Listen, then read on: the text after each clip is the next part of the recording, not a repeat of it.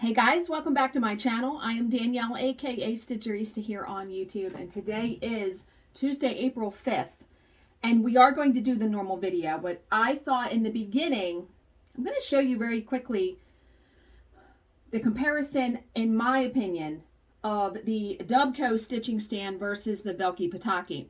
So when I did my video yesterday, I was going to take the table clamp with me, because it has a small footprint. It'll fit right in my bag. You know, I'm trying to have one bag. I'm not going to have one bag. I figured that out this morning. And someone had commented and said, why aren't you taking your Velke Potoky? And I'm like, why am I not taking one of these stands that I spent hundreds of dollars on, right? So I said, all right, I still want to stitch with a hoop because this is smaller than a Q-snap. So I got out my Velke Potoky. What's nice about the Velke Potoky is it does have a small footprint. The only thing that this will fit Q-snaps or hoops, but it only has one adjustment, meaning right here. When you do this, you can bring it forward, but you can't adjust this up. Like, this would be too far forward. Like, I wouldn't be able to get underneath, and forget having to turn it around, right? So in my opinion, I feel like this is good for smaller hoops and an 8x8 or a 6x6 Q-snap. Even an 8x11. If you had it 11 this way, but 8. But see, if you want to be able to turn your work all the way around, you need to be careful of where you have this adjusted. And if I'm trying to act like this is the table at the retreat, I would have to be really, really up close to the table to get underneath here. So I'm like, all right, let me pull out. And obviously the irony is not lost on me that this is from the Ukraine, the Dubko is from Russia. Yeah, obviously I ordered both of these products before anything happened in those places. Excellent workmanship. Okay, so I am actually going to take the Dubko with me to the retreat, I decided. First of all, the Dubko is heavier. Dubko is heavier than the Velke Potoky. But what I love about the Dubko is it is made to hold hoops. You can get an adjustment or an attachment, and I bought it, that will hold like scroll rod or Q-snaps. But what I love about the Velke Potoky is there are two adjustments. So I do have, they did put silicone little pads on this. So you can adjust it that way, okay, the height, but you can also adjust this. So you can have it up higher, down lower. This is how you get to the back of your work too. So I am taking this with me because when I put this in here, first off, your hoop isn't going anywhere when you, I'm going to show you, when you put it in here. It is held by spring clips, like there's springs inside of there. But I mean, look, this is not, it's not going anywhere. And this, to me, is out further. I can do that. This is out further than with the Velke Potoky. And so when I want to get to the back of my work, if I don't want to finish it on the front, just lever and I can lift it up and go da-da-da, put it right back down. Yeah, so I'm going to take this with me. This is what I'm going to use. And I have no problem being up against the table pretty much. The reason why I was going to take that table clamp is because it clamps to the table and then I could sit back from the table and do my work. But being up near the table isn't necessarily a bad thing because I'm going to have my threads, scissors, all of that like next to me. So yeah, I decided I'm going to take this. So in deciding to take this, I realized that I'm not going to be able to fit every little thing in my weekender suitcase. It's not going to happen, especially since I'm taking my junk journal. I'm taking the Ort boxes I made. So I am going to have to take my stitching bag, which is Here, let me just, we can get back to the regular video now. I'll sit here in my office chair though. This is my stitching bag. So this is a Vera Bradley bag. I don't remember the name of it. I bought it on eBay with the tag still on it for 40 bucks. This bag retails for like $60, $80. And I have used it for years. I absolutely love it. It has all these pockets on the inside. So you can see I found another box in our house. These are the Ort boxes. But the Velke Potoky fits right in here. And then I can put all of my pattern supplies. And what's also nice about having a separate bag for your stitching is that if I purchase anything at Salty Yarns, I can put this in here. And when I come home, I'm one of those fanatics that when I come home, I have to unpack all my suitcase and do all that.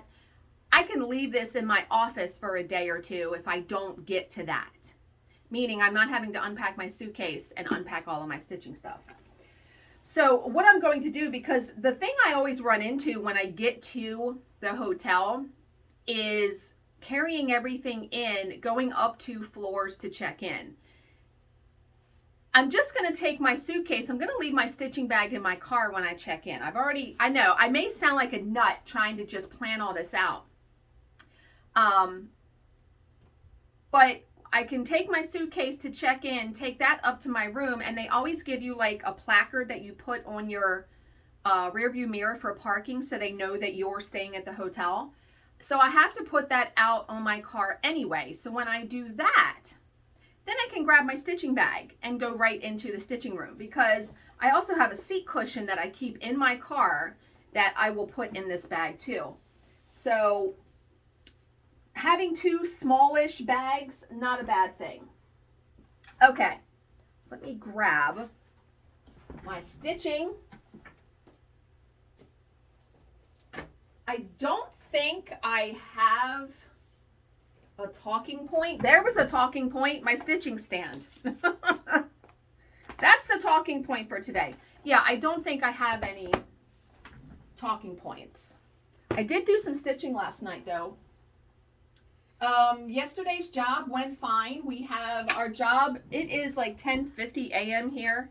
Our job starts at 11:30 today. It's in the same case as yesterday. Not hard terminology. I did work until like 6:40 though, because the job didn't start until 2 o'clock my time. So yeah. But let me see if I have any OMG moments. I don't think I do.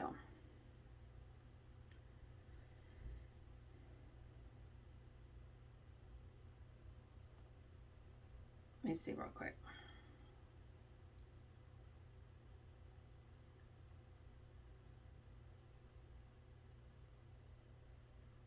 No, I don't. I do have a talking point, but I'll do that tomorrow. So no OMG moments today. We will do an inspirational, motivational story though.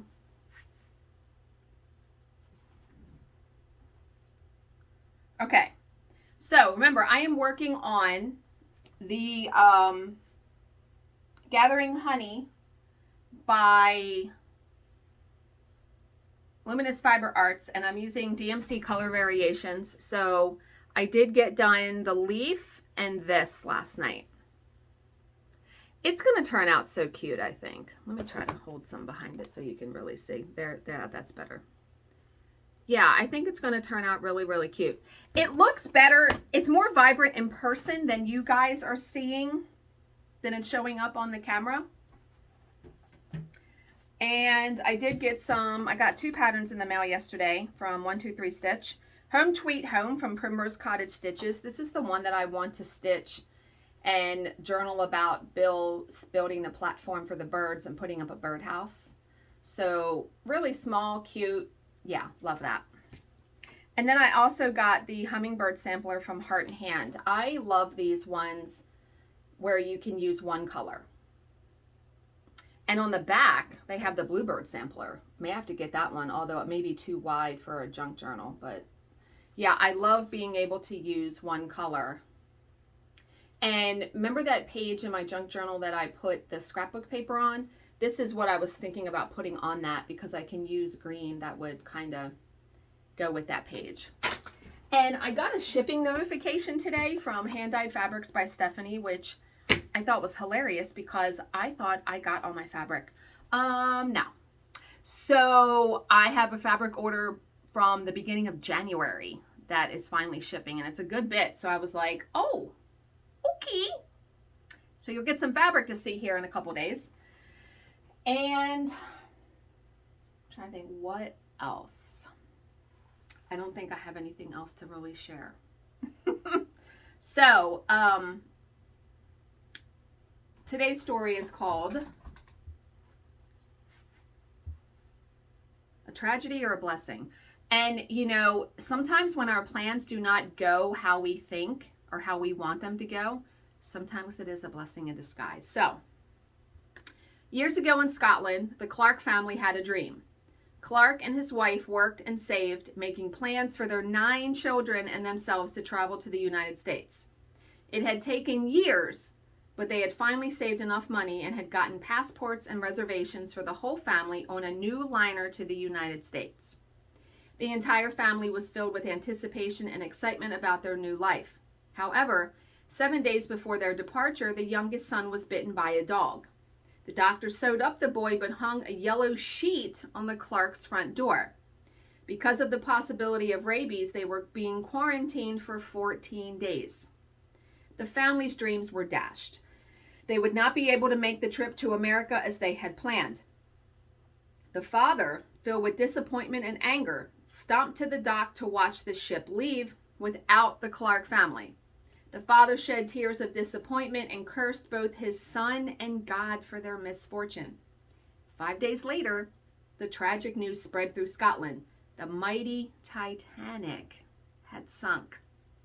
The unsinkable ship had sunk, taking hundreds of lives with it. The Clark family was to have been on that ship, but because the son had been bitten by a dog, they were left behind in Scotland. When Mr. Clark heard the news, he hugged his son and thanked him for saving the family. He thanked God for saving their lives and turning what he had felt was a tragedy into a blessing. Many, many times that kind of stuff happens, right? So just something for you to think about. If something doesn't go your way, maybe that's because it wasn't meant and it's avoiding some other horrific tragedy down the road. Okay. So, how are we going to continue to unfuck ourselves in 2022? That was a good one. All right. Being burned out is evidence of your expansion. Keep up the good work. And it's all in bold and caps. Is that supposed to be like facetious? Like a play on words? Because let me tell you, being burned out does not feel good. And I really think that, no.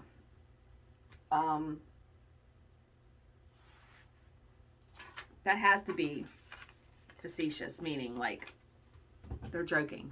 Yeah. All right. I'm going to end here. I hope you guys all have a great Tuesday.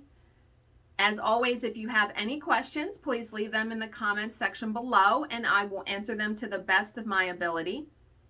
Thank you so much for spending some of your time with me today, and I will see you in my next video. Bye, guys.